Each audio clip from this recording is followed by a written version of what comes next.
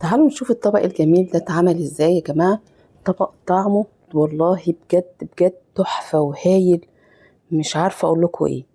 يعني انا برضو اول مرة اعمله وطلع بصراحة يعني ولا اروع، يعني يفاته كتير اللي ما يعملش الطبق ده. تعالوا نشوفوا عملناه ازاي. ده رز بالكاري.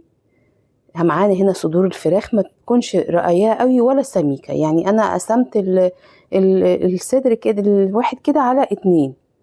تمام. طبعا وشطفناه كويس وعملناه برضو في محلول نقع كده، شطفناه شطفة كده. وهقول لكم على البهارات بتاعته دلوقتي: ملح وفلفل، كاري وكركم، حبهان بودر، ومعانا كمان يعني تقدري تقولي كده ايه كبابة صيني معاها. وممكن برضو حاجة كده خفيفة من جوز الطيب، بشر جوز الطيب. وتدلكيهم كويس قوي وتعملوا مساج كويس قوي بحيث التتبيله توصل لكل تتغلف بيها تغليفه يعني كامله. ولازم عشان تاخدي منها نتيجه كويسه تسيبيها في الخلطه الجميله دي مش اقل من ساعتين. تمام.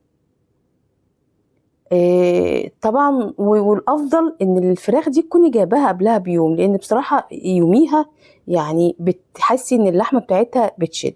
هنجهز هنا معانا الحله اللي احنا هنعمل فيها الخلطه دي، وحطينا عليها معلقه زبده ومعلقتين زيت، وبدأنا هننزل بيهم نديهم صدمه للفراخ انها تسخن كويس قوي وتدينا الصدمه بتاعتها. انا مش هسويه، انا هديله صدمه من الناحيتين من الوجهين. تمام. وهقول لكم هنكمل السوا بتاعه ازاي. خليكم معايا حبايبي، لايك وشير. يلا بصوا انا بوريكم، شوفوا اللون، لون الفراخ دي.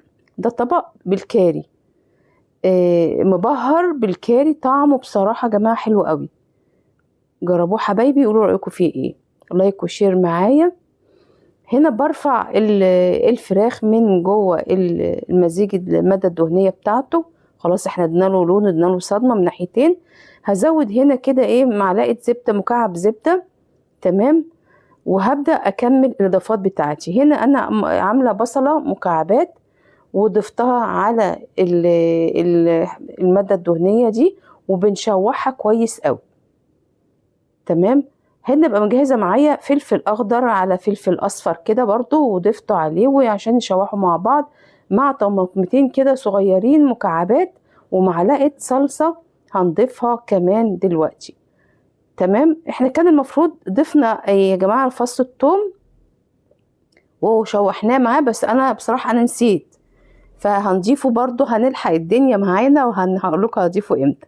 هنا مجهزه ميه مغليه والمقيار بتاعي، وضفته على الخلطة، ونفس البهارات اللي ضفناها على الفراخ ضفتها هنا على الخليط ده اللي هحط فيه الفراخ تكمل السوا بتاعتها وتشرب. هنا التوم اهو، بنزل التوم المفروم، فصين توم كده 3 محترمين كده، وننزلهم مع الخليط ونقلب كويس.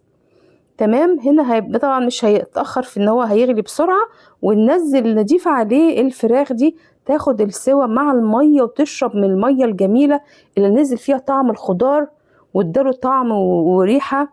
وبرفع، هسيبته هنا 10 دقايق جوه الخليط. طبعا استوى ما خدش سوا. هنا معايا اعمل ايه؟ معلقتنا عندي كوباية رز بسمتي.